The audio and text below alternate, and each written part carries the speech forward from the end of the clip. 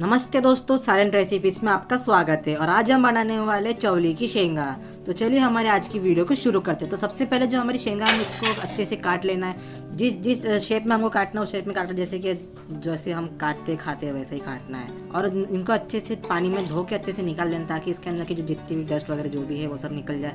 और देखिए देख रहे हैं आपका पानी, जो हमारा पानी है गंदा दिख रहा है, इसकी आप स्क्रीनशॉट मार लीजिए, क्योंकि हम इसका पेस्ट बनाने वाले हैं। इसमें से जो प्याज है, प्याज को छोड़ के बाकी सब हमने मिक्सर ग्राइंडर में डाल दिया। ग्राइंडर डालने के बाद हम इसका पेस्ट बना रहे हैं। इसका पेस्ट कुछ ऐसा दिखेगा। पेस्ट डालने के बाद जो हमारे प्याज है उनको बारीक हिस्सों में, बारीक टुकड़ों में काट लेना है। और उसके बाद जो हमारी कढ़ाई है जिसमें हम भाजी बनाने वाले हैं, उसमें हमको तेल डालना है। तेल के साथ हमारे को और दो छोटे छोटे जो टमाटर है आते, आप बड़े भी ले सकते हैं, और उनको बारीक टुकड़ों में काट लेना है। और हमें एक कढ़ाई में तेल डाल के जीरा, कलमी और तेज पत्ता डाल देना है। फिर उसके बाद जो हमारी कटी हुई प्याज थी उसको डालना है और उसको अच्छे से मिक्स कर लेना, अच्छे से स्टर कर लेना, ताकि वो अच्छे से भूंज के लाल हो जाए। उसके बाद जो हमने जो ग्रीन वाला पेस्ट बनाए थे वो डाल देना। साथ ही साथ जो हमने जो टमाटर काट के रखे थे वो भी डाल देना।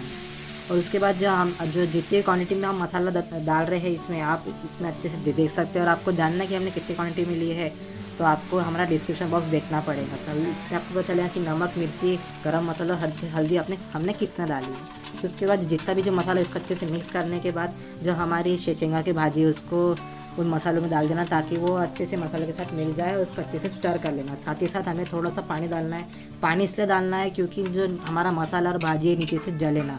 और कुछ 10 से 15 मिनट के लिए उसको ढक देना, ताकि थोड़ी सी लाल हो जाए, थोड़ी सी अच्छी पक जाए।